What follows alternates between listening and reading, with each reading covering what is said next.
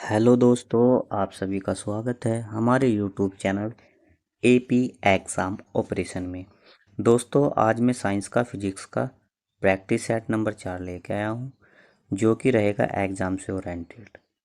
यदि दोस्तों आप हमारे चैनल पर नए हैं तो चैनल को लाइक करें, सब्सक्राइब करें और साथ में बेल आइकन वाली घंटी को ज़रूर दबा देना, जिससे आने वाली हर वीडियो का नोटिफिकेशन आपके पास पहुँच जाए। और वीडियो को ज़्यादा से ज़्यादा शेयर करना। आइए बिना किसी देरी के अपने क्वेश्चनों पर चलते हैं। और आज का पहला क्वेश्चन ये रहा आपकी स्क्रीन पर। और पहले क्वेश्चन में आपको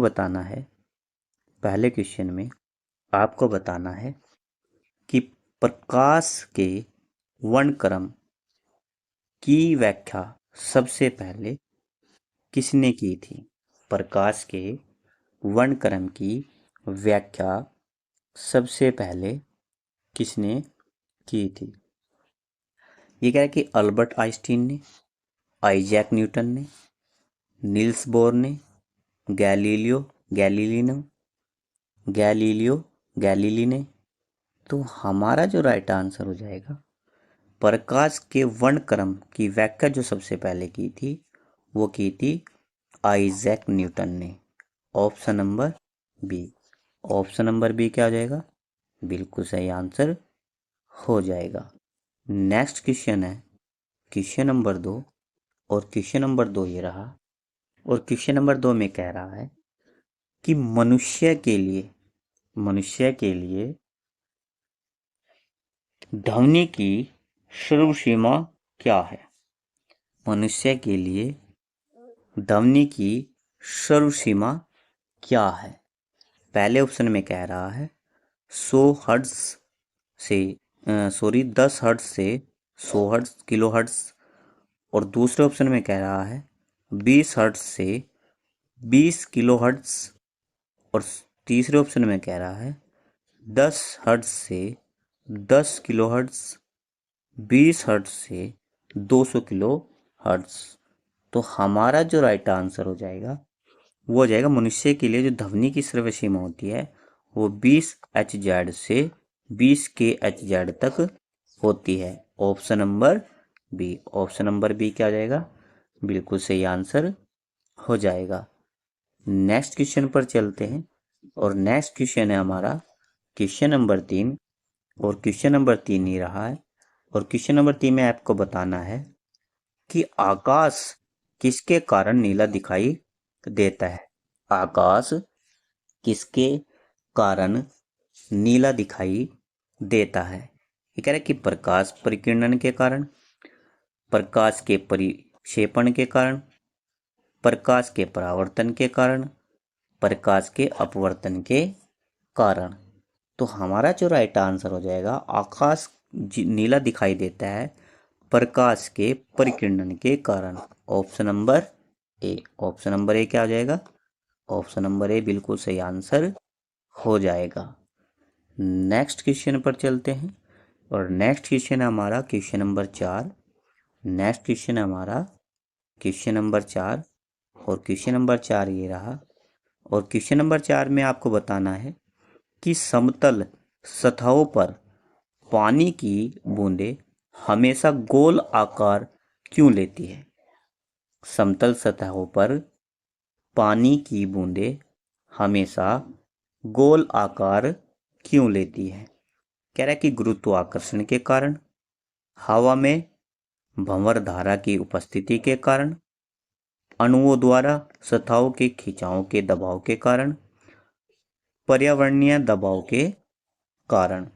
तो हमारा जो राइट आंसर हो जाएगा वो जाएगा अणुओं द्वारा सतहों के खिंचाव के दबाव के कारण। Option number C. Option number C क्या हो जाएगा, बिल्कुल सही आंसर हो जाएगा। नेक्स्ट क्वेश्चन पर चलते हैं। और नेक्स्ट क्वेश्चन हमारा क्वेश्चन नंबर 5। और क्वेश्चन नंबर 5 ये रहा। और क्वेश्चन नंबर 5 में आपको बताना है कि वाटर हीटरों में प्रयुक्त कोयल बनाने के लिए किस तत्व का उपयोग किया जाता है। वाटर हीटरों में प्रयुक्त कोयल बनाने के लिए किस तत्व का प्रयोग किया जाता है। ये कह रहा है कि तांबे का, लोहे और इस्पात का, एल्यूमिनियम और तांबे का, और निक्रोम का। तो यहाँ पर जो हमारा राइट आंसर हो जाएगा वो हो जाएगा निक्रोम का। किसका इस्तेमाल किया जाता है? निक्रोम का। Option number D. Option number D क्या आ जाएगा? बिल्कुल सही आंसर हो जाएगा। नेक्स्ट क्वेश्चन है हमारा क्वेश्चन नंबर 6। और क्वेश्चन नंबर 6 में आपको बताना है कि किस कारण से टिंडल प्रभाव होता है। किस कारण से टिंडल प्रभाव होता है? पहले ऑप्शन में कह रहा है कि प्रकाश के परिकिरणन के कारण, प्रकाश के परावर्तन के कारण, प्रकाश के फैलाव के कारण, प्रकाश के अपवर्तन के कारण। तो हमारा जो राइट आंसर हो जाएगा वो हो जाएगा प्रकाश के फैलाव के कारण। किसके कारण? प्रकाश के फैलाव के कारण। Option number C. Option number C क्या हो जाएगा? बिल्कुल सही आंसर हो जाएगा। नेक्स्ट क्वेश्चन पर चलते हैं। और नेक्स्ट क्वेश्चन है क्वेश्चन नंबर 7। ये रहा आपकी स्क्रीन पर। और क्वेश्चन नंबर 7 में आपको बताना है कार्बन डेंटिंग में एक कमजोर अणु C14 विकृत होकर डैश डैश में परिवर्तित हो जाता है। कार्बन डेंटिंग में एक कमजोर अणु C14 में विकृत होकर परिवर्तित हो जाता है C16 में, C11 में, N14 में या N12 में। तो हमारा जो राइट आंसर हो जाएगा वो हो जाएगा N14 में। किस में हो जाता है? N14 में। Option number C. Option number C क्या आ जाएगा? बिल्कुल सही आंसर हो जाएगा। नेक्स्ट क्वेश्चन हमारा क्वेश्चन नंबर 8। और क्वेश्चन नंबर 8 में आपको बताना है कि विद्युत प्रतिरोध की SI इकाई की पहचान कीजिए। विद्युत प्रतिरोध की SI इकाई की पहचान कीजिए। पहला है कुलाम्ब, वाट, ओम, एम्पियर। तो हमारा जो राइट आंसर हो जाएगा वो हो जाएगा ओम। विद्युत प्रतिरोध की SI यूनिट जो होती है वो ओम होती है। Option number C. Option number C क्या हो जाएगा? बिल्कुल सही आंसर हो जाएगा। क्वेश्चन नंबर 9 ही रहा। क्वेश्चन नंबर 9 में कह रहा है क्वेश्चन नंबर 9 में कह रहा है क्वेश्चन नंबर 9 में आपको बताना है कि विद्युत चुंबक तत्व की खोज किसने की थी। विद्युत चुंबक तत्व की खोज किसने की थी? पहला कह रहा है हैंस क्रिश्चियन ओयरस्टेड ने, अंद्रे एम्फेयर ने, जेम्स क्लार्क ने, माइकल फैराडे ने। तो हमारा जो राइट आंसर हो जाएगा वो हो जाएगा हैंस क्रिश्चियन ओयरस्टेड ने। Option number A. Option number A क्या हो जाएगा? बिल्कुल सही आंसर हो जाएगा। नेक्स्ट क्वेश्चन है हमारा क्वेश्चन नंबर 10। और क्वेश्चन नंबर 10 में आपको बताना है किस तापमान पर लोहा पिघलता है। किस तापमान पर लोहा पिघलता है? 1638 degree Celsius, 1683 degree Celsius, 1538 degree Celsius, 1583 degree Celsius. तो हमारा जो राइट आंसर हो जाएगा लोहा जो पिघलता है वो 1538 डिग्री सेल्सियस पर पिघलता है। Option number C. Option number C क्या आ जाएगा? बिल्कुल सही आंसर हो जाएगा। नेक्स्ट क्वेश्चन हमारा क्वेश्चन नंबर 11। और क्वेश्चन नंबर 11 ये रहा। और क्वेश्चन नंबर 11 में आपको बताना है कि लोहा लगभग डैश डैश कितने डिग्री पर उबलता है। लोहा लगभग कितने डिग्री सेल्सियस पर उबलता है? पहला है 3182, 3861, 2861, 2181। तो हमारा जो राइट आंसर हो जाएगा वो हो जाएगा 2861। Option number C. Option number C क्या आ जाएगा? बिल्कुल सही है आंसर हो जाएगा। नेक्स्ट क्वेश्चन है हमारा क्वेश्चन नंबर 12। और क्वेश्चन नंबर 12 में आपको बताना है ध्वनि डैश डैश से नहीं गुजर सकती। ध्वनि किससे नहीं गुजर सकती? कह रहा है कि मिट्टी, पानी, आग, खाली स्थान। तो हमारा जो राइट आंसर हो जाएगा वो हो जाएगा खाली स्थान, option number D. Option number D क्या हो जाएगा? बिल्कुल सही आंसर हो जाएगा। क्वेश्चन नंबर 13, और क्वेश्चन नंबर 13 में आपको बताना है निम्नलिखित में से कौन सा उपकरण इंफ्रारेड किरणों को मापता है? इंफ्रारेड किरणों को मापता है। पहला फेनोग्राफ,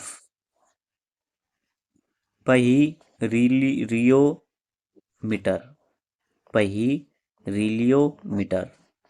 दूसरा है कैथेटोमीटर, बोलोमीटर। हमारा जो राइट आंसर हो जाएगा, हमारा राइट आंसर हो जाएगा bolometer, option number D. Option number D क्या हो जाएगा? बिल्कुल सही आंसर हो जाएगा। नेक्स्ट क्वेश्चन है हमारा क्वेश्चन नंबर 14, और क्वेश्चन नंबर 14 में आपको बताना है निम्नलिखित में किसमें ओडोमीटर होता है? किसमें ओडोमीटर होता है?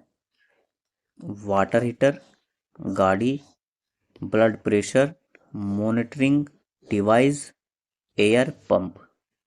तो हमारा जो राइट आंसर हो जाएगा, ओडोमीटर जो होता है वो गाड़ी में होता है, option number B. Option number B क्या आ जाएगा? बिल्कुल सही आंसर हो जाएगा। नेक्स्ट क्वेश्चन हमारा क्वेश्चन नंबर 15, और क्वेश्चन नंबर 15 ये रहा आपकी स्क्रीन पर, और इसमें आपको बताना है इनर्शिया डैश के अनुपातिक है। इनर्शिया डैश के अनुपातिक है, ऊंचाई के, द्रव्यमान के, वजन के, और लंबाई के। तो हमारा जो राइट आंसर हो जाएगा वो हो जाएगा द्रव्यमान के, option number B. Option number B क्या हो जाएगा? बिल्कुल सही आंसर हो जाएगा। नेक्स्ट क्वेश्चन हमारा क्वेश्चन नंबर 16, और क्वेश्चन नंबर 16 में आपको बताना है ओम का नियम कहता है कि, ओम का नियम कहता है कि पावर बराबर वोल्टेज प्लस करंट, विद्युत करंट बराबर अवरोध बटे वोल्टेज, विद्युत करंट बराबर वोल्टेज बटे अवरोध, पावर बराबर वोल्टेज गुना करंट। तो हमारा जो राइट आंसर हो जाएगा वो हो जाएगा विद्युत करंट बराबर वोल्टेज बटे अवरोध, option number C. Option number C क्या हो जाएगा? बिल्कुल सही आंसर हो जाएगा। नेक्स्ट क्वेश्चन पर चलते हैं, और नेक्स्ट क्वेश्चन हमारा क्वेश्चन नंबर 17। क्वेश्चन नंबर 17 ये रहा, और क्वेश्चन नंबर 17 में आपको बताना है निम्नलिखित में से चुंबकीय क्षेत्र की ताकत की इकाई क्या है? चुंबकीय क्षेत्र की ताकत की जो इकाई है वो क्या है? पहला कह रहा है टेस्ला, ओम, वेबर और गॉस। तो हमारा जो राइट आंसर हो जाएगा वो हो जाएगा Tesla, option number A. Option number A क्या हो जाएगा? बिल्कुल सही आंसर हो जाएगा। नेक्स्ट क्वेश्चन है हमारा क्वेश्चन नंबर 18, और क्वेश्चन नंबर 18 में बोल रहा है इसमें आपको बताना है कि विद्युत चुंबक तत्व विज्ञान की खोज और उसका नामकरण किसने किया? विद्युत चुंबक तत्व विज्ञान की खोज और उसका नामकरण किसने किया? पहला कह रहा है माइकल फैराडे ने, हैंस क्रिश्चियन ओर्सट ने, आंद्रे मैरी एम्पियर ने, जेम्स क्लर्क ने। तो हमारा जो राइट आंसर हो जाएगा वो हो जाएगा आंद्रे मैरी एम्पियर ने, option number C. Option number C क्या हो जाएगा? बिल्कुल सही आंसर हो जाएगा। नेक्स्ट क्वेश्चन है हमारा क्वेश्चन नंबर 19, और क्वेश्चन नंबर 19 ये रहा हमारा, और आपको इसमें बताना है TV remote control dash dash के सिद्धांत पर कार्य करता है। टीवी रिमोट कंट्रोल जो है वो किसके सिद्धांत पर कार्य करता है? पहला है आपका इंफ्रारेड तरंगे, ब्लूटूथ तकनीकी, लेज़र तकनीकी, अल्ट्रासोनिक तरंगे। तो हमारा जो राइट आंसर हो जाएगा टीवी रिमोट जो है वो कंट्रोल करता है किस पे? इंफ्रारेड तरंगों के सिद्धांत, option number A. Option number A क्या हो जाएगा? बिल्कुल सही आंसर हो जाएगा। और नेक्स्ट क्वेश्चन हमारा क्वेश्चन नंबर 20, और क्वेश्चन नंबर 20 में आपको बताना है कि डैश डैश को उनकी एक्सरे खोज के लिए 1901 में भौतिकी में पहला नोबेल पुरस्कार मिला था। इनके कह रहा है कि किसको एक्सरे की खोज के लिए 1901 में भौतिक के लिए नोबेल पुरस्कार मिला। पहला आंसर है हमारा William Thomson, Wilhelm Roentgen, Louis Pasteur, William Crookes. तो हमारा जो राइट आंसर हो जाएगा, हमारा राइट आंसर हो जाएगा विल्हेम रेंटगेन ने, Wilhelm Roentgen. Option number B, option number B क्या हो जाएगा, बिल्कुल सही आंसर हो जाएगा। यदि दोस्तों आपको सेशन अच्छा लगा है तो कमेंट में ज़रूर बताना और वीडियो को ज़्यादा से ज़्यादा शेयर करना। जय हिंद, जय भारत।